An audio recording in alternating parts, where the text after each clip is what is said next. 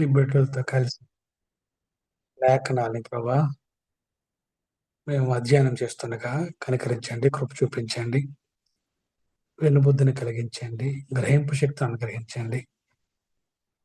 నాయన నీ లేఖనాల్ని మా బ్రతుకులకు అనుభవించుకుంటే కృపను అనుగ్రహించమని, మీరు మాత్రమే మహిమ పొందుకోమని యేసు అతి పరిశుద్ధ నామములో ప్రార్థన చేస్తున్నాం తండ్రి.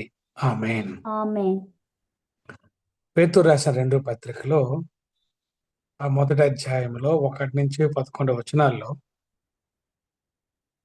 గడిచిన వారం మనం 1-4 వచనాలు చూసాం. గడిచిన వారం అనగా ఇంత మునుపు జరిగిన బైబిల్ స్టడీలో 1-4 వచనాలను మనం అధ్యయనం చేశాం. ఇప్పుడు మనం 5-11 వచనాల్ని మనం అధ్యయనం చేద్దాం. 5వ వచనంలో రాయబడి ఉంది, ఆ హేతువు చేతనే ఉంది. ఏ హేతువు చేతనంటే ఆ యొక్క 2 పత్రిక 1-4 వచనాల్లో ఆ హేతువుని ఆయన వివరించాడు. ఆ కారణాలను ఆయన వివరించాడు. సో పేతురు గారు చెదిరిపోయిన వారికి రాస్తూ ఆ యొక్క మొదటి అధ్యాయంలో 1-11 వచనాల్లో 3 ప్రాముఖ్యమైన విషయాలైన చెప్పుకుంటూ వస్తున్నాడు. మొదటిది, రక్షణ ఏంటో తెలుసా మీకు అన్నాడు. రెండవది, ఈ రక్షణ మీరు ఎలా రక్షింపబడుతున్నారో తెలుసా మీకు అన్నాడు. మూడవది, మీరు రక్షించబడ్డారు అనడానికి ఆనవాలు ఏంటో తెలుసా మీకు అన్నాడు. 3 విషయాలు మనం జ్ఞాపకం చేసుకోవాలి. అసలు రక్షణ అంటే ఏంటి? రెండవది, రక్షణ మనలో ఎలా కలుగుతుంది? ఎలా మనం రక్షించబడుతున్నాం?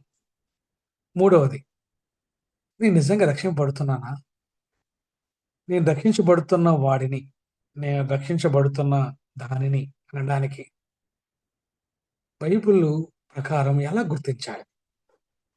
ఈ 3 ప్రశ్నలకి సమాధానం ఏంటంటే 1వ అధ్యాయంలోన 1-11 వచనాల్ని పేతురు గారు ఇచ్చిన బోధ మనకు అర్థమైతే మనకు 3 విషయాలు మనకు అర్థమవుతాయి. ఎందుకంటే మన భక్తి చేస్తున్నప్పుడు మన భక్తి వెనకాతల ఉన్న కారణం మనకు తెలియాలి. మన భక్తి చూస్తున్న వారికి కూడా కారణం తెలియాలి. తెలియకపోతే మన విశ్వాసం ప్రకటించబడదు. మన విశ్వాసాన్ని మనం గ్రహించలేం. అయితే మొట్టమొదటి గురించి మనం మాట్లాడదాం. అసలు రక్షణ అంటే ఏంటి? దేని నుంచి మనం రక్షింపబడతాం? దానికి ఆ యొక్క 4వ వచనంలోనే పేతురు గారు సరైన బోధ అందించాడు. అయ్యా, రక్షణ అంటే ఏంటో తెలుసా? ఈ ప్రపంచమంతా కూడా దురాశను అనుసరించడం వలన లోకమందున్న భ్రష్టత్వమును ఈ వాగ్దానం మూలముగా మీరు తప్పించుకొని, అంటే ఏమన్నాడంటే ఆయన, దురాశను అనుసరించడం వలన లోకంలో ఏముందంటే భ్రష్టత్వం ఉంది. ఈ భ్రష్టత్వం వలన మీరు దేవుని స్వభావంలోకి మీరు మారలేకపోతున్నారు. భ్రష్టత్వం అంటే అర్థం ఏంటంటే మీరు ఆశీర్వాదాలని మీరు సరిగా పొందలేకపోతున్నారు. దేవుని నుంచి వచ్చిన ఆశీర్వాదాలని మీరు పొందలేకపోతున్నారు. ఎందుకు పొందలేకపోతున్నారంటే ఆహ్, దేవునికి ఆశీర్వాదాలు పొందని స్థితిని భ్రష్టత్వం అంటారు. ఎందుకు దేవుని వల్ల కలిగిన ఆశీర్వాదం మీరు పొందలేకపోతున్నారంటే దానికి కారణం దురాశని మీరందరూ అనుసరిస్తున్నారు. అయితే మీరు దేవ స్వభావంలో పాలువారం అవ్వాలనేది రక్షణ యొక్క ముఖ్య ఉద్దేశం. ఎందుకు రక్షించబడాలంటే దేవుని యొక్క స్వభావంలో మన పాలువారం అన్నట్లుగా అడ్డొచ్చే ఒక భ్రష్టత్వం నుంచి మనం కాపాడబడుతున్నాం. అది రక్షణ. రక్షణ అంటే అర్థం ఏంటంటే దురాశను అనుసరించడం వలన దేవుని వల్ల కలిగిన ఆశీర్వాదం నుంచి మనం తప్పించబడి దేవుని యొక్క స్వభావంలోకి మనం పాల్గొనలేకపోతున్నాం. దేవుని స్వభావం మనం పొందుకోలేకపోతున్నాం. కాబట్టి దేవుడు ఏం చేశాడంటే ఒక రక్షణ కల్పించాడు. ఏంటి రక్షణ అంటే ఎవరైతే రక్షణలోకి వస్తారో దురాశను అనుసరించడం వలన కలిగిన భ్రష్టత్వం తప్పించుకొని దేవుని స్వభావమందు పాలువారవడమే రక్షణ అంటే. దేవునితో కలిసి జీవించడమే రక్షణ అంటే. వాస్తవానికి మీరు రక్షించబడ్డారని అడిగినప్పుడు వారు చెప్తున్న సమాధానాలు ఏంటంటే, అవునండి, మేము రక్షించబడ్డామండి. ఎలా రక్షించబడ్డారంటే వారేం చెప్తుంటారంటే రైట్ మేము మా యొక్క పాపాల నుండి దేవుడు మమ్మల్ని విడిపించాడు అన్నాడు. దేవుడు మమ్మల్ని విమోచించాడు. యేసుక్రీస్తు రక్తం వల్ల మేము విమోచించబడ్డాము. కాబట్టి దేవుడు మా పాపాలు క్షమించాడు కాబట్టి మేము రక్షించబడ్డాము అంటారు. అది భూతకాలకు సంబంధించిన విషయం అది. కొంతమందికి అడిగితే రక్షణ అంటే ఏంటండి మీ ఉద్దేశం అని అంటారు. మేము రాబోయే రోజుల్లో మేము చేసిన పాపాన్ని బట్టి దేవుని వల్ల కలిగే ఉగ్రత నుంచి మేము కాపాడబడ్డాము అంటారు. రాబోయే కాలంలో దేవుని ఉగ్రత నుంచి కాపాడబడ్డము అది రక్షింపబడబోతున్నాం. దేవుడు దేవుడు మన యొక్క అపరాధాలని, పాపాలని ఆయన క్షమించేశాడు. అది భూతకాలకు సంబంధించింది. భూతకాలమైన, భవిష్యత్ కాలమైన అది దేని మీద ఆధారపడిందంటే వర్తమాన కాలం మీద ఆధారపడింది. అదేంటంటే లోకంలో ఉన్నదంతయు కూడా శరీరాశ, నేత్రాశ, జీవడంబం. ఈ 3 మనల్ని మింగేస్తున్నప్పుడు, ఈ 3 మనల్ని మన మీద అజమాయిషీ చేస్తున్నప్పుడు, దేవుని వల్ల కలిగిన ఆశీర్వాదాలు పొందలేక భ్రష్టత్వం పొందుకొని దేవుని యొక్క స్వభావాలకు మారలేకపోతున్నాం. కాబట్టి దేవుడు ప్రస్తుత కాలంలో అటువంటి దురాశను తప్పించుకోవడానికి, ఆ లోక మాలిన్యం నుంచి మనం తప్పించుకోవడానికి దేవుడు చేసిన గొప్ప ఏర్పాటే రక్షణ. ఎలా ఏర్పాటు చేశాడు? ఎలా మన రక్షణ పొందుతాం? మొదటి రక్షణ అంటే అర్థం ఏంటంటే, దేవుని స్వభావంలోకి వెళ్ళడానికి అడ్డొచ్చే దురాశల యొక్క వలయంలో చిక్కుకొని భ్రష్టత్వం గురైన మనల్ని దేవుడు రక్షించడానికి సంకల్పించిన సంకల్పం రక్షణ అయితే, మనం ఎలా రక్షించబడ్డాం అనడానికి దేవుడు ఏం చెప్తున్నాడంటే, మిమ్మల్ని మీరు రక్షించుకోలేరు కాబట్టి నేను మీకు కొన్ని ఇచ్చాను మీకు. అదేమి ఇచ్చానంటే విశ్వాసాన్ని మీకు ఇచ్చాను. నా నీతిని మీకు ఇచ్చాను. నా యొక్క శక్తిని మీకు ఇచ్చాను. నా యొక్క కృపను మీకు ఇచ్చాను. నా యొక్క సమాధానం మీకు ఇచ్చాను.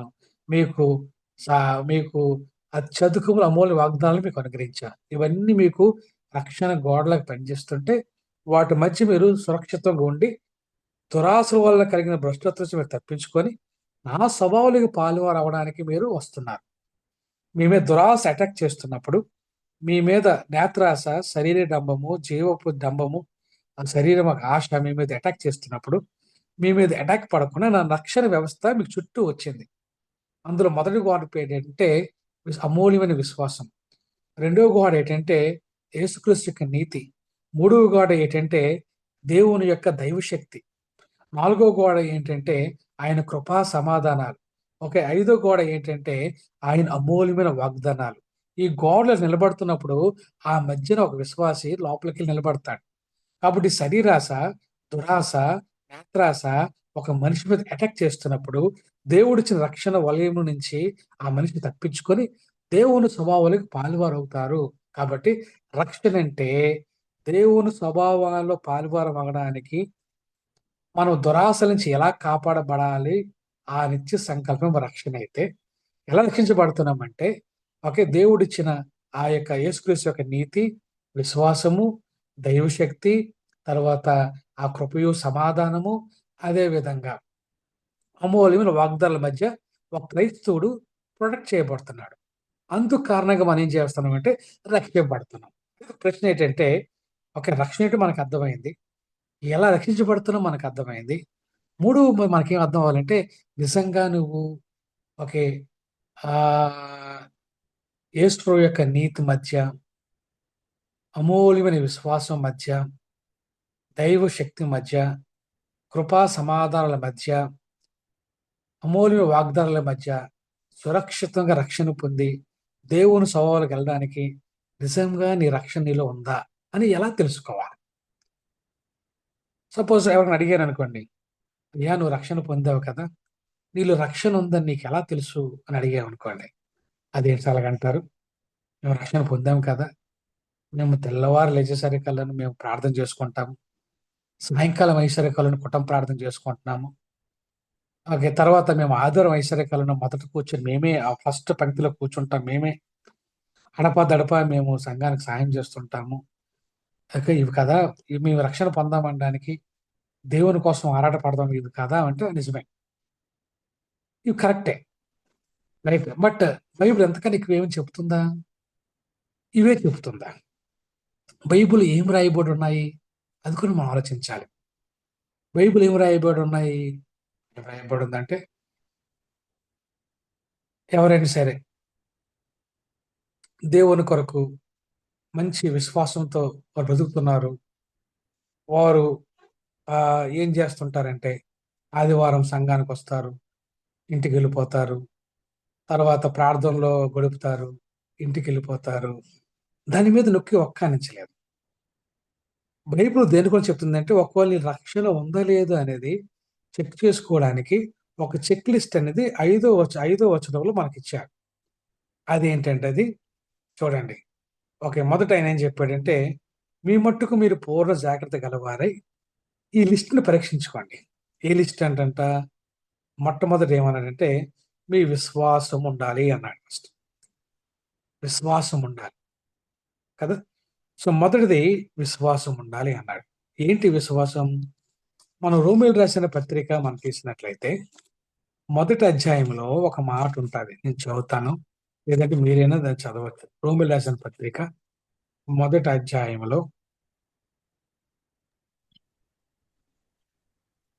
రైట్. మొదటి అధ్యాయము 17 ఏంటిది 17 వచనం చదువుతారా? నీతిమంతుడు హ్మ్. నీతిమంతుడు విశ్వాస మూలముగా జీవించునని వ్రాయబడిన ప్రకారము విశ్వాస మూలముగా అంతకు విశ్వాసము కలుగునట్లు దేవుని నీతి దాని యందు బయలుపరచబడుచున్నది. ఓకే. సో, నీతిమంతుడికి ఎలాగుంటదంటే, విశ్వాస మూలంగా జీవించిన రాయబడిన ప్రకారం విశ్వాసం మూలంగా అంతకంతకు విశ్వాసం కలిగినట్లు సో, అలా ఆ విధంగా చేయబడిందన్నమాట. రక్షణ ఎలా చేయబడిందంటే, కేవలము యేసు ప్రభువారు నా పాపాల కొరకు చనిపోయారు. ఆయన నన్ను తిరిగి లేచాను, జీవించాను. ఇది చాలు అన్నట్టుగా మనం చేయబడలేదు. ఇంకెందుకో ఏదో మనం పెరగాలని, ఇంకేదో మనం ఇంకా విశ్వాసం వృద్ధి పొందాలని చెప్పి దేవుని యొక్క ఆశ. ఇదేంటంటే ఫండమెంటల్ విశ్వాసం. విశ్వాసం మూలంగా అంతకంతకు విశ్వాసం కలిగినట్లు దేవుని నీతి దాని యందు మనకి బయలుపరచబడుచున్నది అన్నారు. కాబట్టి విశ్వాసం అనేది రోజు రోజుకి ఏమవ్వాలంటే అభివృద్ధి పొందుతూ ఉండాలి విశ్వాసం. అది మొదటిదన. రెండవది ఆయన ఏం రాశాడంటే చూడండి, అటువంటి విశ్వాసం మీద ఏముండాలంట? సద్గుణం ఉండాలి. అంటే వెర్చ్యూస్ ఉండాలి. సద్గుణం అంటే మంచి గుణాలుండాలంట. సో, అది చదువుదాం మనం. ఎఫెసీయులకు రాసిన పత్రిక చూద్దాం. కొన్ని విషయాలు మనం చూద్దాం. ఎందుకంటే, మనం రక్షణ పొందేం లేదని మనల్ని మనం చెక్ చేసుకోవాలి. రైట్. చెక్ చేసుకోకపోతే రైట్ ఎంత ప్రమాదం ఉందో అది మనం తెలుసుకుందాం మనం. ఎఫెసీయులకు రాసిన పత్రిక 4వ అధ్యాయంలో క్షమించండి 5వ అధ్యాయంలో ఆహ్, 9వ వచనం అంట. చదువుతారా ఎవరైనా? వెలుగు ఫలము సమస్త విధములైన మంచితనమును, నీతి, సత్యమును వాటిలో కనబడుచున్నవి. హ్మ్. 10వ వచనం చదవమ్మా. గనుక ప్రభువుకేది ప్రీతికరమైనదో దానిని పరీక్షించుచు వెలుగు సంబంధుల వలె నడుచుకొనుడి. తర్వాతమ్మా. నిష్ఫలమైన అంధకార క్రియలలో పాలువారమై ఉండక వాటిని ఖండించుడి. 12వ వచనం. ఏలయనగా అట్టి క్రియలు చేయువారు రహస్యమందు జరిగించే పనులను గూర్చి మాట్లాడుటైనను అవమానకరమై ఉన్నది. ఓకే. మనం ఏంటంటే విర్చ్యూస్ ఉండాలి. ఏంటంటే మంచితనము, నీతి, సత్యము, తర్వాత అబద్ధం ఆడకుండా జీవించడము. రైట్. ఇవన్నీ కూడా మనలో కనబడాలి. అది సద్గుణం అంటే. కాబట్టి విశ్వాసం ఉంది. విశ్వాసం మూలంగా అంతకంతకు విశ్వాసం కలుగుతున్నప్పుడు ఏమవుతదంటే, మనుషుల్లో విర్చ్యూస్ పెరుగుతుంటాయి. మంచి గుణాలు పెరుగుతుంటాయి. రైట్. కాబట్టి విశ్వాసమందు సద్గుణమును. సద్గుణమందు తర్వాత ఏమొచ్చిందంటే మనకి తర్వాత చూడండి. సద్గుణమందు జ్ఞానము అన్నాడు. ఏ జ్ఞానము? దేవుని యొక్క జ్ఞానం. కదా! ఏ జ్ఞానం అంటే మనకు చూడండి ఒకసారి. మనము మనం ఏంటిది కొలస్సీలు రాసిన పత్రిక తీసినట్లయితే పౌలు గారు ఒక ప్రార్థన చేస్తారు.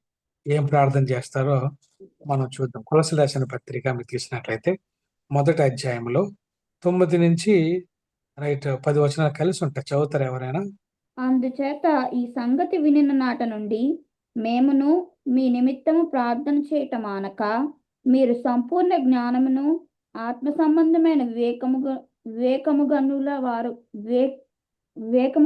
వారును ఆయన చిత్తమును పూర్ణముగా గ్రహించిన వారునై ప్రతి సత్కార్యములో సఫలులగుచు దేవుని విషయమైన జ్ఞానమందు అభివృద్ధి పొందుచు అన్ని విషయములలో ప్రభువును సంతోషపెట్టునట్లు ఆయనకు తగినట్లుగా నడుచుకొనవలెననియు ఆనందంతో కూడిన పూర్ణమైన ఓర్పును దీర్ఘశాంతమును కనపరుచునట్లు ఆయన మహిమ శక్తిని బట్టి సంపూర్ణ బలముతో బలపరచబడవలెననియు.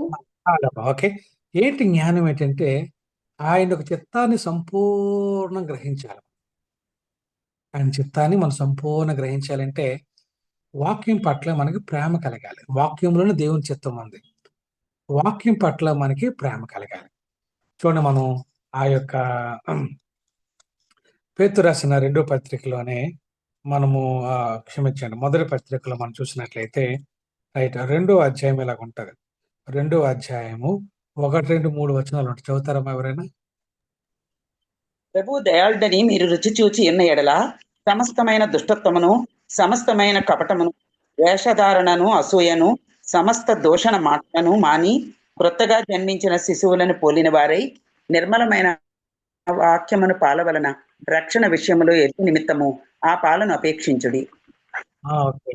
వాక్యం అనేది అంటే ఆయన చిత్తం. ఆయన చిత్తము ఎంతగా మీకు తెలుస్తుందో ఓకే అంతగా మన రక్షణ ఎదుగుతుంటాం అనమాట. ఆయన వాక్యం ఎంతగా మనకు తెలియదో ఆ రక్షణలో మనం కుంటుపడిపోతూ ఉంటాం అనమాట. కాబట్టి వాక్యాన్ని ప్రేమించేవారు రోజు రోజుకి పెరగాలి కదా. కాబట్టి ఫస్ట్ ఏం చెప్పారంటే ఆయన మీరు రక్షణ మీలో ఉంది అని చెప్పడానికి ఫస్ట్ చెక్ లిస్ట్ ఏంటంటే మీలో విశ్వాసం ఉందా, రెండవది ఆ విశ్వాస సద్గుణం ఉందా, సద్గుణం అంతా జ్ఞానం ఉందా, రైట్. నాలుగవది ఆ జ్ఞానము ఏముండాలి, ఆశా నిగ్రహం ఉండాలి. ఆశా నిగ్రహం అంటే అర్థం ఏంటంటే ఓకే ఆ దురాశలని మన నేత్రాశ, శరీరాశ, జీవోడంబాలని అనుసరించి జీవించకుండా అది మనం లాగుతున్నప్పుడు, లోకాశలు మనం లాగుతున్నప్పుడు కూడా అటువైపు వెళ్లకుండా నియంత్రించే శక్తి దేవుడు మనకు అనుగ్రహించాడు. అది మనలో పెరగాలి కదా. చాలాసార్లు అబద్ధం ఆడడానికి మనం చాలా ఫ్రీగా ఆడేస్తుంటాం, అబద్ధాలు ఆడిస్తుంటాం.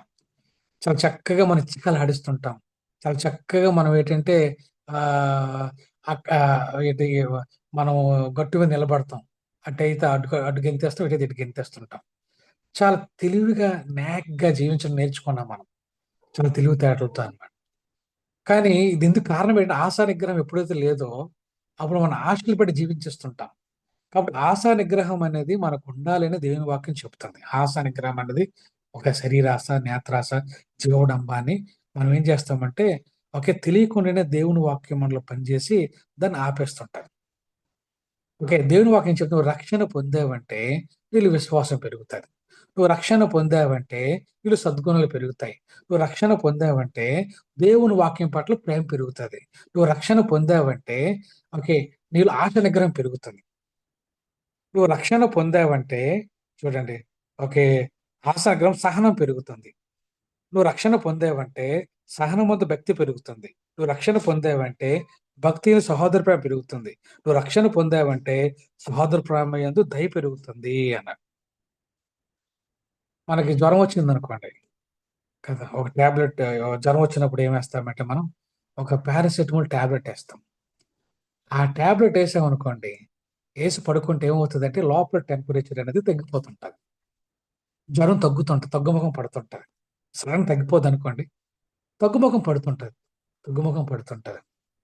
ఇప్పుడు రక్షణ అనే ఈ టాబ్లెట్ మీలోకి వచ్చిందంటే, ఈ రక్షణ అనే టాబ్లెట్ నాలోకి వచ్చిందంటే ఏం పెరుగుతుందో తెలుసా? మొట్టమొదటిగా మనలో విశ్వాసం పెరుగుతుంది. ఆ విశ్వాసం తర్వాత సద్గుణాలు పెరుగుతాయి. ఆ సద్గుణాలందు మన జ్ఞానం పెరుగుతుంది. ఆ జ్ఞానం నందు మనకి ఆశానిగ్రహం పెరుగుతుంది. ఆశానిగ్రహం నందు సహనం పెరుగుతుంది. సహనం నందు భక్తి పెరుగుతుంది. భక్తికి సహోదర ప్రేమ పెరుగుతుంది. సహోదర ప్రేమ దయ అనేది పెరుగుతుంది. రైట్. ఇది ఎలాగైతే మనం జ్వరం బాగున్నప్పుడు టాబ్లెట్ వేస్తే ఎలాగైతే మనకి జ్వరం తగ్గుముఖం పడుతుందో, రక్షణ పొందే వ్యక్తుల్లో ఓకే వాళ్ళలో ఏమవుతుందంటే ఈ కార్యక్రమం జరుగుతూ ఉంటది. ఈ కార్యసిద్ధి జరుగుతూ ఉంటది అన్నమాట. కాబట్టి నువ్వు రక్షణ పొందేవు లేదో ఈ యొక్క పేతురు 2 పత్రిక 1 అధ్యాయంకి వచ్చి 5వ వచనంకి వచ్చి నిలబడితే ఈ చెక్ లిస్ట్ మీరు తీసుకొని ఒక 5, 6 వచనాలు ఉన్నాయి కదా, 5, 6, 7 వచనాలని మీరు పెట్టుకొని నువ్వు రక్షణ పొందావా లేదని చెక్ చేసుకోవచ్చు. రక్షణ పొందావా, లేకపోతే ఉత్తుత్తు భక్తి చేస్తున్నావా? ఎందుకంటే ఎప్పటి నుంచో సహవాసంలో ఉన్నామండి, ఆ పాస్టర్ అలవాటు అయిపోయారండి, ఈ బ్రదర్ అలవాటు అయిపోయారండి, ఈ యొక్క ఆరాధన అలవాటు అయిపోయిందండి, ఎక్కడికి వెళ్ళిపోతామండి, వాళ్ళతో కలిసి తిరుగుతామండి, వాళ్ళతో వెళ్తామండి, అందుకోసం వెళ్తున్నావా? లేదంటే నీలో బలమైన రక్షణ కార్యం జరుగుతూ ఉందా? రక్షణ పొందిన వ్యక్తులు వారి జీవితాల్లో ఇది పెరుగుతుందని దేవుని వాక్యం చెప్తుంది. ఇది పెరగకపోతే ఏం జరుగుతుందో దేవుని వాక్యం చెప్తుంది. కాబట్టి ఒక 5, 6, 7 వచనాలు మన రక్షణ పొందుతున్నాం లేదనడానికి చెక్ లిస్ట్ అది. ఎవరైనా సరే, నేనైనా, మీరైనా, పాస్టర్ అయినా, బిషప్ అయినా, ఎవరైనా సరే, ఎంత పెద్ద దైవజనుడైనా సరే, 5, 6, 7 వచనాలకు వచ్చిన తర్వాత ఇవి మన ముందు పెట్టుకొని, రైట్, ఇది ఎవరు చెప్తున్నారు? నా బోధ కాదు, పేతురు గారు చెప్తున్నారు. అయ్యా, ఈ 5, 6, 7 వచనాలు మీ దగ్గర పెట్టుకోండి. పెట్టుకొని దీన్ని మిమ్మల్ని సరిపోల్చుకోండి. మీ జీవితాన్ని సరిపోల్చుకోండి. ఇవి మీకు విస్తరించిన ఎడల అని చెప్పి ఒక 3 కేటగరైజ్ చేశాడు. 3 వ్యక్తులు చూపిస్తాడు. 3 విషయాల్ని కేటగరైజ్ చేశాడు. ఒకటేంటంటే ఇవి ఏవంటే విశ్వాసమందు సద్గుణము, సద్గుణమందు జ్ఞానము, జ్ఞానమందు ఆశా నిగ్రహము, ఆశా నిగ్రహమందు సహనము, సహనమందు భక్తి, భక్తి యందు సహోదర ప్రేమ, సహోదర ప్రేమ యందు దయ. ఇవన్నీ మీలో పెరుగుతున్నాయి అనుకోండి. ఇవన్నీ విస్తరిస్తే ఒకలాగా ఉంటారు. ఈ విస్తరించలేకపోతే ఇంకోలాగా ఉంటారు. అసలు ఇవి లేకపోతే ఇంకొకలాగా ఉంటారు అని 3 కేటగరైజేషన్ చేశాడు. 3 గ్రూపులుగానే విడదీశాడు.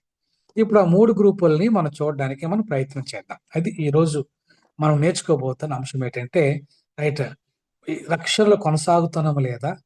ఒకవేళ కొనసాగినట్లయితే రక్షణలో మనం ఎక్కడున్నాం? మనం ఎక్కడున్నాం? ఏ స్థితిలో ఉన్నాం? మూడవది, ఇవి లేకపోతే ఏం జరుగుతుంది? ఈ మూడిటిని మనం దేవుని యొక్క అర్థం వంటి దేవుని వాక్యం మన ముందు పెట్టుకొని మనం చెక్ చేసుకున్నాం. కాబట్టి 3 విషయాలు.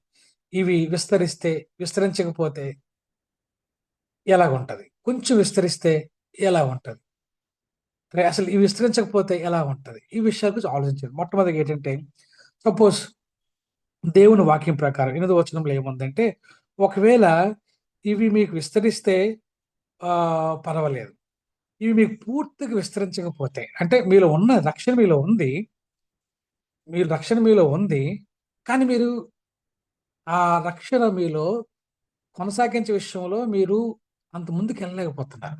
అది పూర్తిగా మీకు విస్తరించడం లేదు. రక్షణ ఉంది, రక్షించబడ్డారు. కానీ మీరు రక్షణలో ఎదగడం లేదు. రక్షణ ఉంది నాకు, నేను ఎదగడం లేదు అనడానికి ఏంటి గుర్తులన్నప్పుడు, మొదటి గుర్తు అని చెప్తున్నాను, గుర్తుపెట్టుకోండి. రక్షణ ఉంది, కానీ రక్షణలో ఎదగడం లేదు. దానికి ఆయనకు చెప్పిన గుర్తుల్ని నేను చదువుతున్నాను, జాగ్రత్తగా మీరు గమనించండి. ఓకే. ఆయన ఏదో ఇలాగంటాడు, ఇవి మీకు కలిగి విస్తరించిన యెడల అవి మన ప్రభువైన యేసుక్రీస్తు గురించిన అనుభవజ్ఞాన విషయంలో మిమ్మల్ని సోమరులైనను, నిష్ఫలులైనను కాకుండా చేయును అన్నాడు.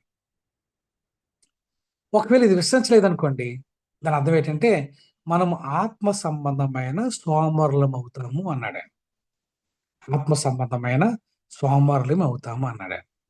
ఏంటి ఆత్మ సంబంధమైన సోమరులు అంటే అర్థం ఏంటి అంటే, దేవుని చిత్తాన్ని సంపూర్ణంగా తెలుసుకోవడానికి మనం ఇష్టపడం.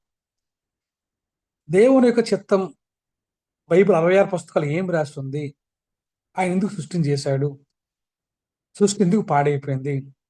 ఆయన ఎలా రక్షిస్తున్నాడు? తర్వాత ఏం జరగబోతుంది? నేనేంటి? ఈ రక్షణలో నా పాత్ర ఏంటి? దేవుడు నన్ను రక్షించుకొని నన్ను ఏం చేయమంటున్నాడు? నేనేం చేస్తున్నాను? రైట్, ఈ విషయాలన్నీ మర్చిపోతాడు ఆయన. ఈ విషయాలన్నీ కూడా విస్తరించవు. ఆయన ఏమనుకుంటాడంటే, అమ్మయ్య, యేసు రక్తంలో నా పాపాలు క్షమించబడ్డాయి, చాలు. రాబోయే ఉగ్రత నుంచి ఆయన నన్ను కాపాడుతాడు, చాలు. కాబట్టి నేను ఆదివారం వెళ్ళేసరికల్లను నేను చర్చిలోకి వెళ్ళిపోతాను, ముందు వరుసలో కూర్చుంటాను, 4, 5 పాటలు పాడేస్తాను, ఒక 2, 3 ప్రేయర్ చేసేస్తాను, ఇంటికి వెళ్ళిపోతాను, అంతే, నా పని అయిపోయాయి. ఎందుకంటే ఆయన రక్షించబడ్డాడు, తను రక్షించబడింది. కానీ ఆత్మ సంబంధమైన సోమరత్వం వాళ్ళలో వచ్చింది. అందుకు వాళ్ళు ఏం పెరగదంటే వాళ్ళ విశ్వాసం పెరగదు. వాళ్ళ విశ్వాసం ఎంత ప్రాథమికమైన విశ్వాసమే. యేసు ప్రభు నా పాపాల కొరకు చనిపోయారు, నా రక్తం కొరకు నా రక్తం కార్చాడు. తర్వాత రాబోయే రోజుల్లో నాకు ఓకే ఆయన ఉగ్రత నా మీద ఉండదు. అంతే, నేను వస్తాను, మోకాలేస్తాను, ప్రార్థన చేసుకుంటాను, మళ్ళీ ఇంటికెళ్తాను. ఓకే. వారి యొక్క మంచితనం ఏం పెరగదు. వాళ్ళు మంచితనం ఏం పెరగదు. సద్గుణాలు ఏం పెరగదు. సహాయం చేసే విషయాలు ఏం పెరగదు. వాళ్ళ జీవితంలో ఎటువంటి సద్గుణం పెరగదు. ఆ ఒకటి కొద్ది గొప్ప ఏంటంటే, మేము దేవుని నమ్ముకున్నాం కదండీ! కాబట్టి మేము వాళ్ళ విగ్రహాల దగ్గరికి వెళ్ళమండి. మేము దేవుని నమ్ముకున్నాం కాబట్టి మేము ఆ పని చేయమండి. అంతవరకే ఉంటారు. వారు పరిధి దాటి దేవుని పని చేయడానికి ఇష్టపెట్టుకోరు. ఎందుకు ఇష్టపెట్టుకోరంటే, వారి రక్షణ ఆగిపోయింది. వారి రక్షణలో కొనసాగడం లేదు. ఈ లక్షణాలు వాళ్ళు విస్తరించడం లేదు. కాబట్టి వారేమైపోయారంటే, ఆత్మ సంబంధం సోమరులైపోయారు. సోమరులైన కారణంగా వారు దేవుని పని చేయలేరు. దేవుని మాటలు చెప్పలేరు. దేవుని కొరకు జీవించలేరు. వాళ్ళు ఆత్మ నిగ్రహం ఉండదు. వాళ్ళలో కూడా అన్యుల్లాగే, "ప్రభువా మాకదివ్వు ప్రభువా, మాకిదివ్వు ప్రభువా, ఇల్లు కట్టుకున్నాం ప్రభువా, మేము అల్లది కట్టుకున్నాం ప్రభువా." అసలు దీనికోసమే చేస్తుంటారు తప్పించి గాని, వారిలో ఆశలు నిగ్రహించే, ఆ దురాశలని నిగ్రహించే తత్వం వాళ్ళు పెరగలేరు. వాళ్ళు విస్తరించదు. కారణం ఏంటంటే, వారిలో సోమరత్వం వచ్చేసింది. వాళ్ళు సహోదర ప్రేమ ఉండదు. వాళ్ళు దయ ఉండదు. వాళ్ళు సహనం ఉండదు. ఓకే. ఉన్న ప్రాథమికమైనవి ఓన్లీ సంఘం పట్ల చూపిస్తారు. లేదంటే వాళ్ళ తోటి క్రైస్తవుడి పట్ల ఎవరైతే బాగా మాట్లాడతారో వారి పట్ల చూపిస్తారు తప్ప, మిగతా వారి పట్ల ఈ గుణాలు ఏవి కూడా వారికి విస్తరించవు. ఎందుకంటే వారు ఆత్మ సంబంధమైన సోమరులైపోయారు కాబట్టి. వారేమనుకుంటారంటే, ఇది చాలు మాకు, ఇది చాలు. రైట్. ఇదే మాకు అనుకుంటారు గానీ, ఈ గుణాలు పెరగడానికి వారు ఏమాత్రం కూడా వారు ఉండరనమాట. చూడండి. దేవుని వాక్యం చెప్తుంది. మిమ్మును సోమరులైనను, నిష్ఫలులైనను అన్నారు. వాళ్ళు ఫలము లేదు. వారి వల్ల ఒక ఆత్మ రక్షించబడదు. వారి వల్ల ఒక సువార్త అనేది ప్రకటించబడదు. సో, వారి వలన రైట్ పక్కింటి వారికి గాని, సంఘానికి గాని, సువార్త గాని, యేసు వారికి గాని, ఆళ్ళకి ఎటువంటి ఏమి వారి వల్ల ఏ ప్రయోజనం ఉండదు వాళ్ళకి. వాళ్ళు ఎంతసేపు ఏంటంటే సంఘంలోకొస్తారు, కూర్చుంటారు, పాటలు పాడతారు. ఆయన ఇలా వాక్యం చెప్పాడు, ఈయన ఇలా వాక్యం చెప్పాడు, ఆ వాక్యం ఎలాగ, ఈ వాక్యం చెప్పేసి వెళ్ళిపోతారు. ఇంకా కొంచెం మాట్లాడితే, సరే మన మన మనం వెళ్తున్న సంఘం ఎంత గొప్పదండి, మన నిర్ణయం ఎంత గొప్పదండి, మన పద్ధతి ఎంత గొప్పదండి, ఆళ్ళ పద్ధతి అలాగుందండి, ఈళ్ళ పద్ధతి అలాగుందని ఆయన విమర్శించుకొని కూర్చుంటారు. వారి వలన యేసు ప్రభు వారికి ఎటువంటి ప్రయోజనం ఉండదు. సో, యేసు ప్రభు ఏం చెప్పాడంటే, చివరి రోజుల్లో ఆయన చేత వాడబడ్డానికి వారు ఏమాత్రం కూడా ముందుకు రారు. సో, వారి వల్ల ఏ ప్రయోజనం లేదు. వారి ప్రయోజనం ఏంటంటే సంఘానికొస్తారు. ఆ నియమ కాలాల్లో కూర్చుంటారు. అది అయిపోతే ఇంటికెళ్తారు. హృదయంలో ఏమైనా కోరికలుంటే ప్రేయర్ పాయింట్స్ రాసుకుంటారు. ఓకే. ఆ బల్లిచ్చేటప్పుడు ఇస్తారు. లేకపోతే ఇస్తారు. ఆ ప్రార్థన అయిపోతే ఎళ్ళిపోతారు. కానీ యేసు ప్రభు వారికి అలాంటి వారి వలన యేసు తన రక్తమిచ్చి తను కొనుక్కున్న తన సంఘాన్ని విస్తరించడంలో వీరి పాత్ర గాని, వీరి ఫలము గాని ఏముండదు. కానీ వాళ్ళు రక్షించబడ్డారు. ఆ యొక్క అగ్ని నుంచి తీసివేయబడినట్లుగా తీసివేయబడ్డారు తప్పించి గాని, వారి వలన యేసు ప్రభు వారికి ఇసుమంత ప్రయోజనం ఉండదు. రక్షించబడ్డారు. రాజ్యంలోకెళ్తారు, కూర్చుంటారు అంతే. కానీ వారిలో ఏ ప్రయోజనం ఉండదు. ఎందుకు లేదంటే, వారికి విస్తరించడం లేదు. ఏం విస్తరించడం లేదంటే, విశ్వాసం విస్తరించడం లేదు. సద్గుణాలు విస్తరించడం లేదు. విస్తరించడం లేదు. జ్ఞానము విస్తరించడం లేదు. తర్వాత వారికి ఆశ నిగ్రహం విస్తరించడం లేదు. సహనం విస్తరించడం లేదు. భక్తి విస్తరించడం లేదు. సహోదర ప్రేమ విస్తరించడం లేదు. వారి దయ విస్తరించడం లేదు. ఇవే విస్తరించడం లేదు.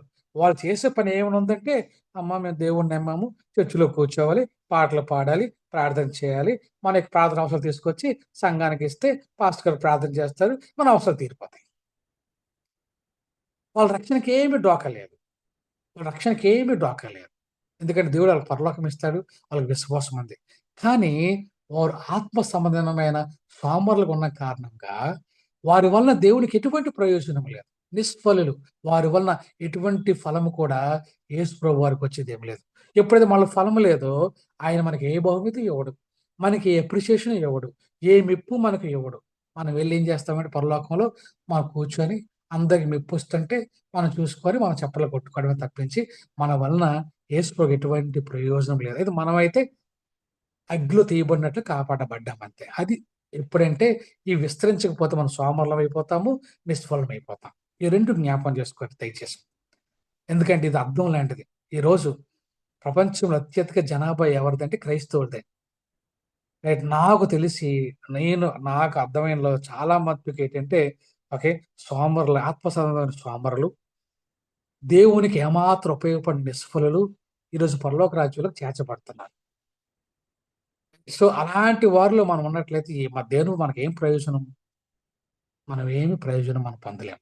కాబట్టి మొదటి కేటగిరీ ఏంటంటే వాళ్ళు రక్షణ పొందారే గాని రక్షణలో వారు ఎదగడం లేదు.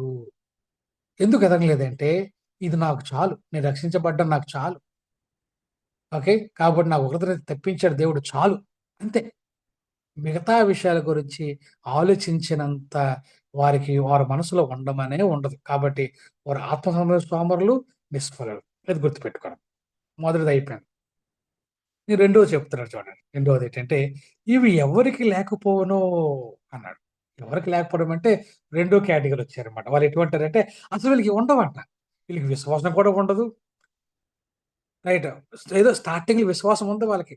విశ్వాసం ఉంది. నామకార్థ క్రైస్తవం. విశ్వాసం ఉంది. చర్చికొస్తారు, వెళ్ళిపోతుంటారు, అన్నీ అవుతుంటాయి. కానీ ఏం లేదంట, చూడ్డానికి విశ్వాసం కనబడదంట వాళ్ళు. విశ్వాసం కనబడదు. తర్వాత వాళ్ళు ఏంటిది సద్గుణం కనబడదు. వాళ్ళలో జ్ఞానం కనబడదు.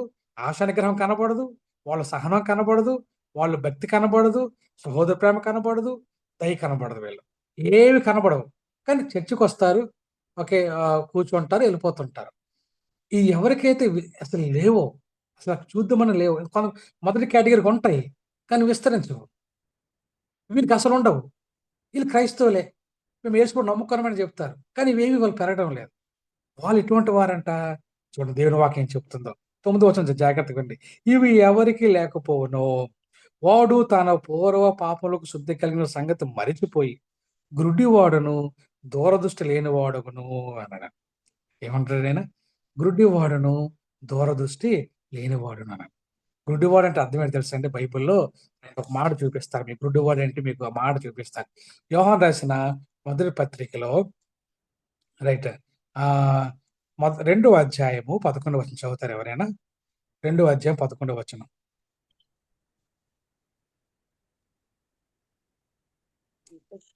చీకటిలో హ్మ్. తన సహోదరుని ద్వేషించేవాడు చీకటిలో ఉండి చీకటిలో నడుచుచున్నాడు. చీకటి అతని కన్నులకు గ్రుడ్డితనము కలుగ చేశాను కనుక తాను ఎక్కడికి పోచున్నాడో అతనికి తెలియదు. ఆ! వాళ్ళ భక్తి ఎలాగుంటదో తెలుసండి? మేము క్రైస్తవులమేనండి అంటారు. అసలు ఏంటి నీ భక్తి? ఏంటి నీ భక్తి తెలుసా? అన్యులేమో వారి కోరికలు తీర్చుకోవడానికి వారు విగ్రహాల దగ్గరికెళ్తారు. వాళ్ళు అనేక దేవుళ్ళని పూజిస్తారు. నీవు కూడా నీ కోరికలు తీర్చుకోవడానికి దేవుని దగ్గరకొచ్చావు. అంతే. రైట్. కాబట్టి నువ్వు గుడ్డివాడవను, దూరదృష్టి లేనివాడివైపోతావు. అసలు నీకొచ్చిన ఆ యొక్క ఏంటిది శ్రేష్టమైన ఆ స్వాస్థ్యం ఏంటి మీకు తెలీదు. చూడండి. ఒక మాట చెప్తాను చూడండి.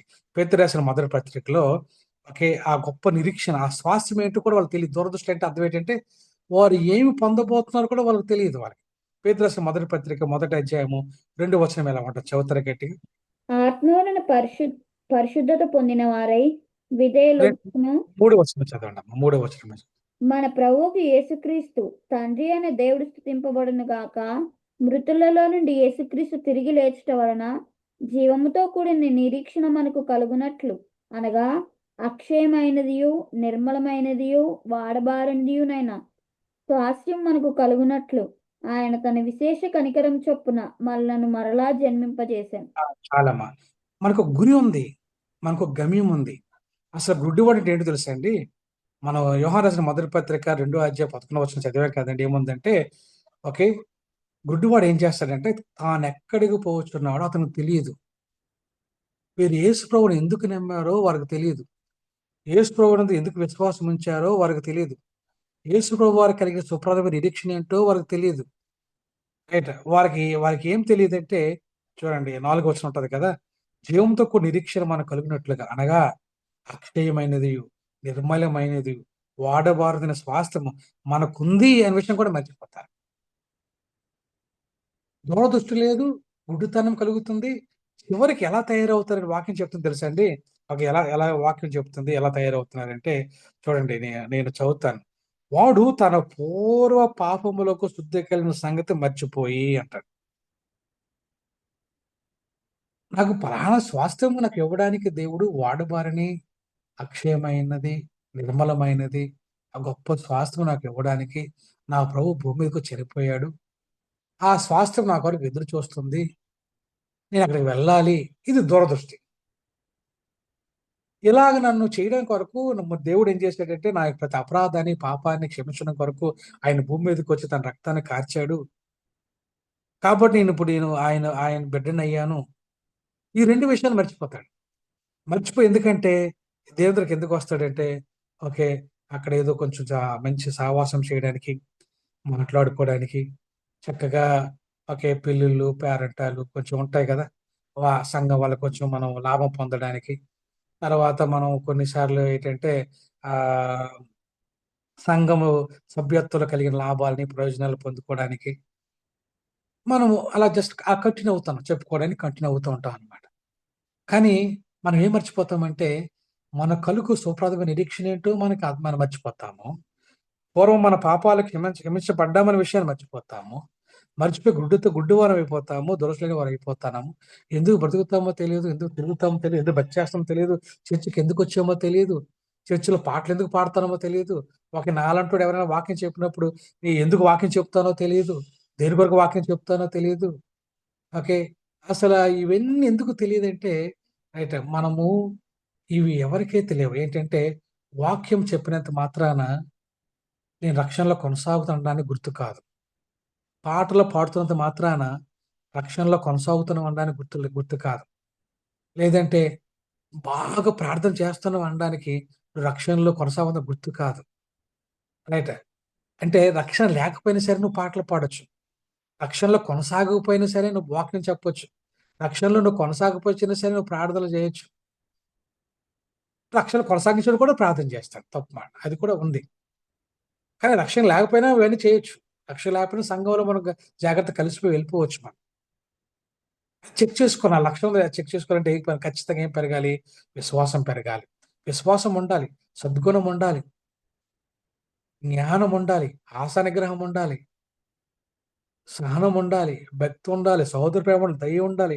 ఇవి గాని లేవంటే మాత్రం మనం ప్రార్థించింది మాత్రాన మనం రక్షణ పొందలేదు. మనం సంఘంతో కలిసి పాటలు పాడినది మాత్రాన మన రక్షణ ఉందని కాదు, గుర్తు కాదు. ఖచ్చితంగా ఈ గుణాలు మనలో కనబడాలని పేతురు గారు వాళ్ళు చెప్తున్నారు. ఇది నా బోధ కాదు. లేదంటే ఏదో ఒక ఫ్యాబ్రికేట్ చేసిన బోధ కాదు. సో, పేతురు గారు ఆయన రాయించాడు. ఇది మీకు పెరిగితేనే మీరు రక్షణ విషయంలో ఎదుగుతున్నారని అర్థం. ఇది పెరగకపోతే మీరు కాదు అని ఆయన స్పష్టంగా రాయించి వచ్చాడన్నమాట. కాబట్టి 2 చూసాం మనం. ఏం చూసాం? మొదటిది ఏం చూసామంటే, ఒకవేళ ఇది మీకు విస్తరించకపోతే మీలో ఉన్నాయి విస్తరించకపోతే మీరు ఆత్మ సోమరులవుతారు. మీ వలన యేసు ప్రభు వారికి ఎటువంటి ప్రయోజనం లేదు. దానివల్ల మీకేం మెప్పు రాదు. దానివల్ల మీ వల్ల ఏమీ లేదు. మీరు జస్ట్ సోమరులాగొస్తారు. సోమరులాగా కూర్చుంటారు. ఏవో వాళ్ళు కలిసి వెళ్ళిపోతుంటారు. జరిగిపోతుంది. కానీ మీ రక్షణ మీలో ఉంది. రెండో వారు ఏంటవుతారంటే, వాళ్ళు ఈ సుమతి కూడా కనిపించదు వాళ్ళు. అలాంటి వారు గుడ్డివారును, దురదృష్టం లేని వారు అవుతారు. పూర్వం వారి పాపాలకి క్షమాపణ కలిగిన విషయం కూడా మర్చిపోతారు.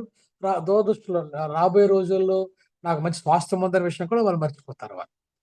బట్ క్రైస్తవ గుంపులో ఉంటారు. క్రైస్తవ సావాసులు ఉంటారు. క్రైస్తవులో ఉంటారు. కొన్నిసార్లు మనం చక్కగా పెద్దలుగా చలామణి అయిపోతారు. బోధకులుగా చలామణి అయిపోతారు. కాపరులుగా చలామణి అయిపోతారు. మంచి వక్తలుగా చలామణి అయిపోతుంటారు. అయినంత మాత్రాన రక్షణ పొందారని గుర్తు కాదు. ఒక వ్యక్తి యొక్క ప్రసంగం గాని, ఒక వ్యక్తి యొక్క ప్రార్థన గాని, తన దైవభక్తులు ఉండడానికి గుర్తు కాదు గాని, బట్ పేతురు చెప్పిన ఏవైతే ఈ 5, 6, 7 వచనాల్లో లక్షణాలు ఉన్నాయో, అవి మనకు విస్తరిస్తే అది మన రక్షణలో ఎదుగుతున్నాం అనడానికి గుర్తనమాట. ఒక 2 చెప్పాం. మూడవదేంటంటే, సో ఎవరైతే రక్షణలో ఎదుగుతారో రైట్. సో వారి గురించి ఇలా చెప్పబడింది. 11వ వచనంలో ఉంది. ఏమన్నారంటే, మీరెట్టి క్రియలు చేయవారైతే ఎప్పుడు త్రుట్టలేరు. అలాగన మన ప్రభువుకు రక్షకుడైన యేసుక్రీస్తు యొక్క నిత్య రాజ్యంలో ప్రవేశం మీకు సమృద్ధిగా అనుగ్రహింపబడును అన్నాడు. కాబట్టి మీరు ఎవరికైతే ఈ గుణాలున్నాయో, ఏ గుణాలంట మళ్ళా చదువుతాను. మనం ఇది మనం కంఠస్థం చేసేయాలి. నేను రక్షణ ఎదుగుతుండడానికి కారణం ఏంటంటే రోజు చెక్ చేసుకోవాలి. నా విశ్వాసం పెరుగుతుందా? సద్గుణాలు నాలో పెరుగుతున్నాయా? దేవుని యొక్క చిత్తంలో ఎదుగుతున్నానా? దేవుని యొక్క చిత్తం నాకు తెలుస్తుందా?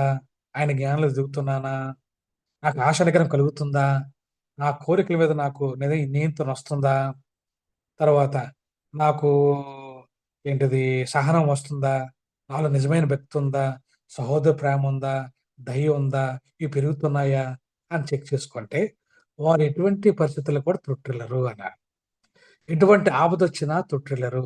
ఎటువంటి వారికి కష్టాలొచ్చినా, శోధనలొచ్చినా వారు తొట్టిల్లరు. రైట్. వారు స్థిరంగా నిలబడి వారు వెళ్తుంటారు అని చెప్పాడండి. రెండవది ఏమంటే ఆయన చెప్పాడంటే, అలాగన మన ప్రభువుకు రక్షణ యేసుక్రీస్తు నిత్యరాజ్య ప్రవేశము వారికి సమృద్ధిగా వస్తది. కాబట్టి 3 కేటగిరీగా చెప్పాను. మొదటేంటంటే రక్షణ ఉంది. కానీ వారు ఈ ఈ గుణాలు వారికి విస్తరించడం లేదు. కారణం ఏంటంటే వారు సోమరులైపోయారు, నిస్పృహులైపోయారు. రెండో కేటగరీ ఈ గుణాలు ఏవి కనబడవు వాళ్ళను. వాళ్ళు గుడ్డివారును, దూరదృష్టి లేని వారైపోయారు. మూడో వారు ఇవన్నీ ఉన్నాయి. రోజు రోజుకి పెరుగుతున్నాయి ఇవన్నీను. మరి ఎటువంటి పరిస్థితుల్లో తొట్టిల్లరు. వారు పరలోక రాజ్యంలో సమృద్ధిగా ప్రవేశిస్తారు. చెప్తూ ఒక మంచి ఇంపార్టెంట్ పాయింట్ అనేది మనకి ఆయన చెప్పాడు. ఎవరంటే పేతురు గారు చెప్పాడు.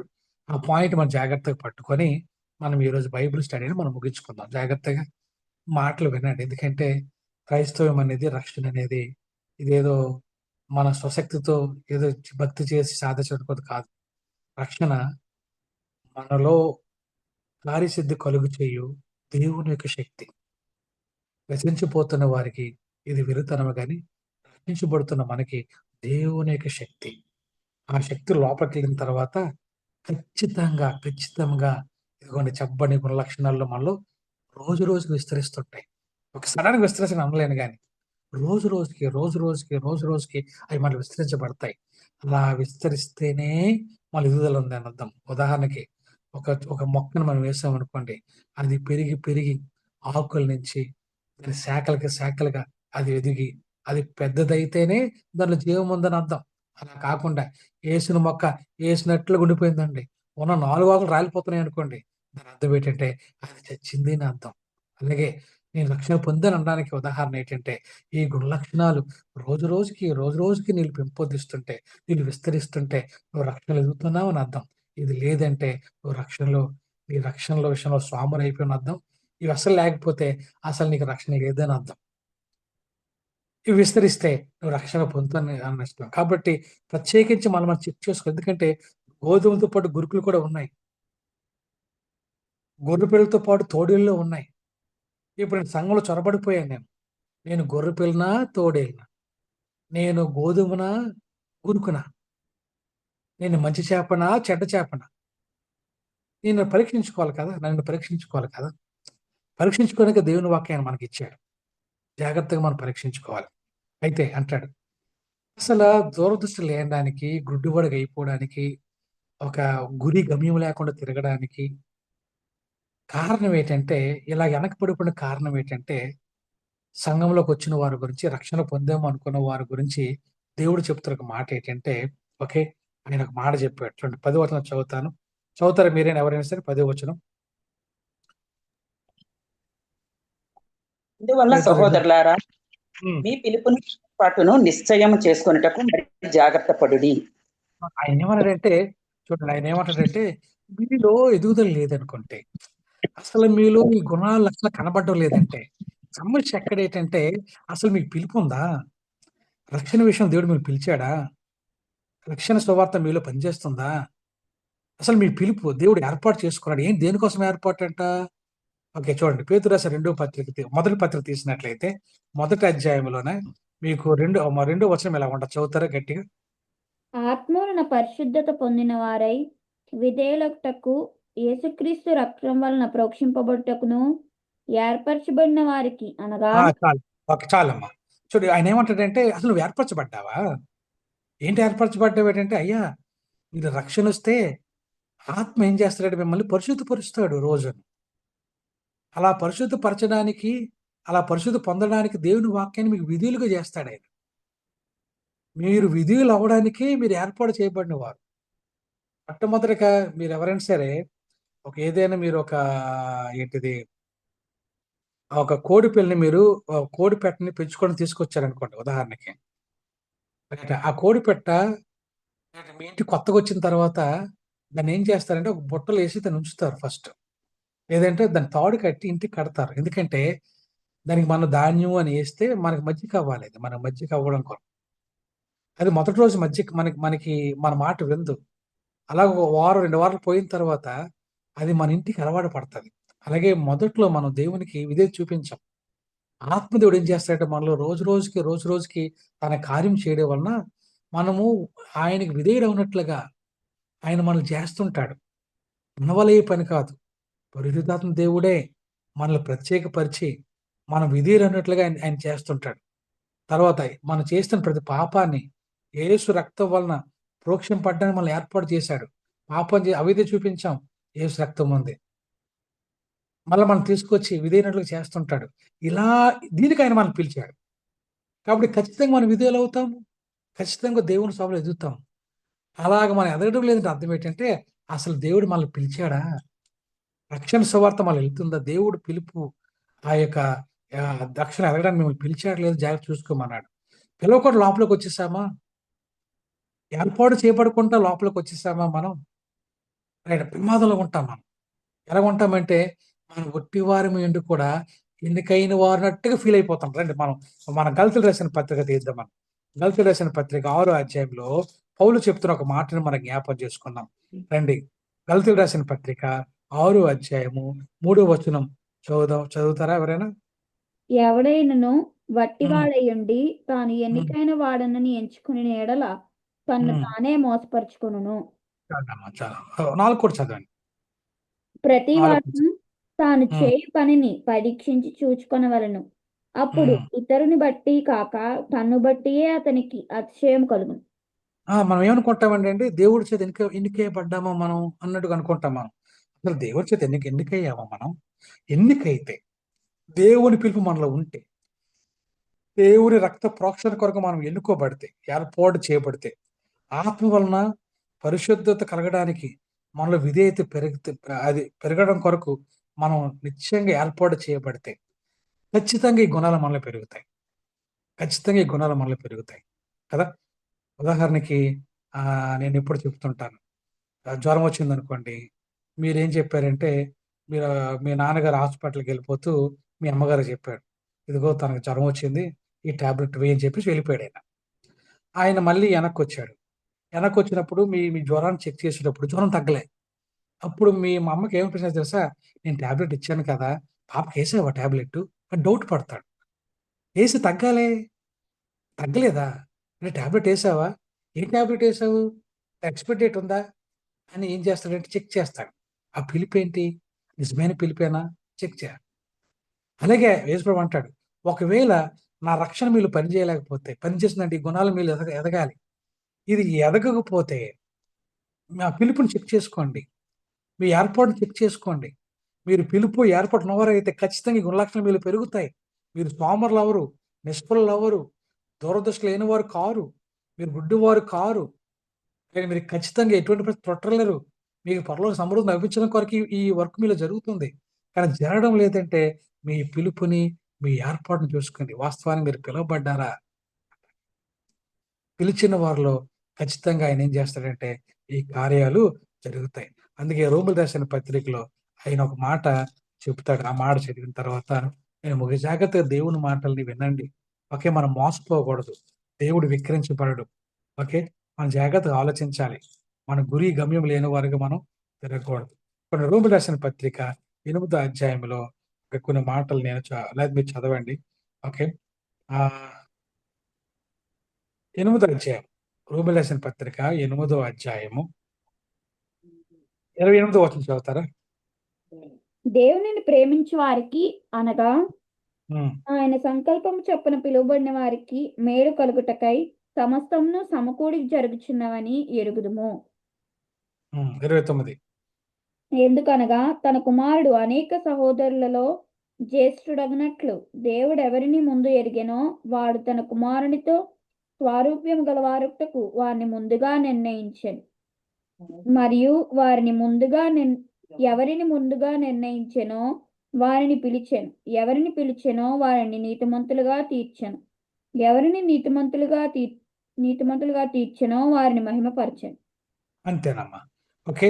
కాబట్టి ఎవరికైతే దేవుని పిలుపు, ఏర్పాటు ఉంటదో ఖచ్చితంగా ఒక పేతురు గారు చెప్తున్నారు. ఖచ్చితంగా ఈ గుణాలు వాళ్ళకి కనబడతది. ఈ గుణాలు ఎవరికైతే కనబడడం లేదో వారు ఖచ్చితంగా పిలుపుని, ఏర్పాటుని ఏం చేయాలి వారు చెక్ చేసుకోవాలి. ఇప్పుడు ఈరోజు ఓకే. నేను మీకు చెప్తున్న విషయం ఏంటంటే, నువ్వు రక్షించబడ్డావా? రక్షణలో కొనసాగుతున్నావా? నువ్వు ఎలా పరీక్షించుకుంటున్నావు రక్షణ పొందావని? నువ్వు ఎలా చెబుతావు నువ్వు రక్షణలో కొనసాగుతున్నావని? నువ్వు పొరపాటు ఇలా చెప్తున్నావా? ఎలాగా? అయ్యా! నేను రోజు చర్చిలోకెళ్ళి కూర్చొని పోతున్నానయ్యా. రోజు ప్రార్థన చేస్తున్నానయ్యా అని చెప్తున్నావా? ఇవి మంచివే. ఇవి మంచివి. ఎప్పుడు మంచివంటే పేతురు గారి రెండో పత్రిక 5, 6, 7 వచనాల్లో ఆ గుణాలు పెరుగుతూ ఇలా సంఘాలు కనపడ్డావనుకో, అప్పుడు మంచిదే. అప్పుడు నువ్వు చేసిన భక్తి చాలా మంచి భక్తి.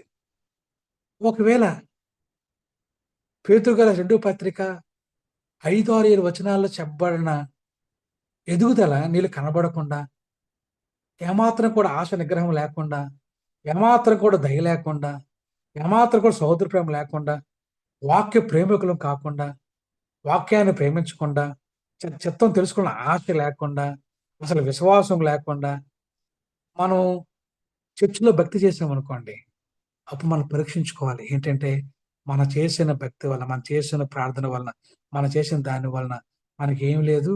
మనం దేవునికి ఎటువంటి ఫలము చేకూరే వారుగా మనం ఉండలేకపోతున్నాం అనే విషయాన్ని మనం అర్థం చేసుకోవాలి. రైట్? ఇది నాకు నేను అర్థం చేసుకోవాలి.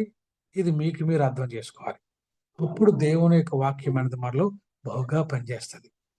ఈరోజు సంఘంలో ప్రపంచం మొత్తం క్రైస్తవ జనాభా ఉంది. కానీ క్రైస్తవ జనాభా అందరూ కూడాను రైట్ ఆహ్, ఇటువంటి క్వాలిటీస్‌తో పెరిగితే, ఇటువంటి గుణలక్షణాలతో పెరిగితే మంచిదే. ఇవి లేని పక్షంగా రైట్ దేవుడు ఏం చేస్తాడంటే రైట్ ఏ కేటగిరీలో ఉన్నావు నువ్వు? మొదటి కేటగిరీ. అసలు ఈ గుణాలు నీలో లేవా? అయితే నువ్వు గుడ్డివాడివి, దురదృష్టి లేనివాడివి. పూర్వ పాపాలు క్షమించబడే విషయం కూడా నీకు అర్థం కాదు. రెండోది ఉన్నాయి. కానీ విస్తరించడం లేదా? అయితే నువ్వు ఆత్మ సంబంధమైన సోమరివి. నీ వలన దేవునికి ఎటువంటి ఫలము లేదు. నిష్ఫలుడివిడివంట. మూడవది ఇవన్నీ నువ్వు విస్తరిస్తున్నాయా? అయ్యో! నీకు ఎటువంటి శోధన నాకు లేదు. చక్కగా ఎటు తుట్టెలు కూడా జీవిస్తా. క్రైస్తవ జీవితాన్ని జీవిస్తావు. పరలోక రాజ్యంలో నీకు సమృద్ధిగా ఉంటది. నా ప్రశ్న ఈ మూడిట్లో నువ్వెక్కడున్నావు? ఒకవేళ నీలో అసల ఈ గుణాలు లేవనుకోండి, నువ్వు రక్షణ పొందలేదేమో. ఇదిగో ఈ రోజే మంచి రక్షణ దినం. ఆయన ముందు మనం మోకరిల్లి ప్రభా! పాపం వల్ల జబ్బు చేసింది ప్రభా! రక్షణ నీ ట్యాప్ నాలో ప్రభా! నాలో ఈ గుణాలు పెరిగినట్లుగా నా కార్యం చేయ ప్రభా అని ప్రార్థన చేయాలి. ఎవరైతే యేసు ప్రభు నా పాపకు చనిపోయాడని నాకు నమ్మకం ఉందండి. నాకు రాబోయే ఒకడు నన్ను కాపాడుతాడన్న నమ్మకం ఉందండి. నేను అంతకు మించి ఇంకేం చేయనండి నేను అనుకుంటే మోసపోతున్నావేమో.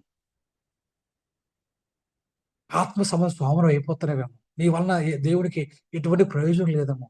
అగ్నిలో తీయబడినట్లుగా నువ్వు కాపాడబడుతున్నావు తప్ప నీ వలన ఏ ప్రయోజనం లేదేమో.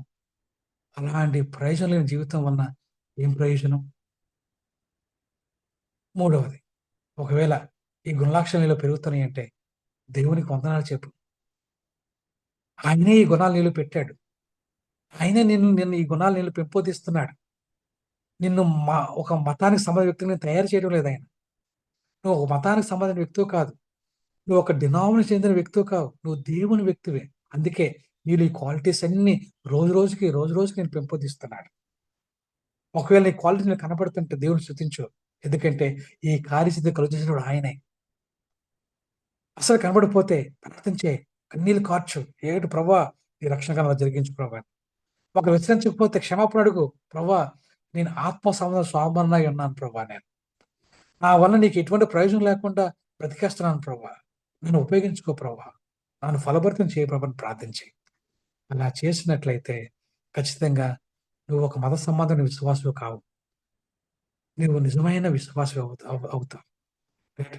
నిజమైన విశ్వాసం అవ్వడానికి ఈరోజు దేవుని ముందు మనం కూర్చొని ప్రార్థన చేయండి, ప్రార్థన చేయండి, ప్రార్థన చేయండి. దేవుడి కొద్ది మాటలు వినికిడిలో మన కొరకు దీవించును గాక. ఆమేన్.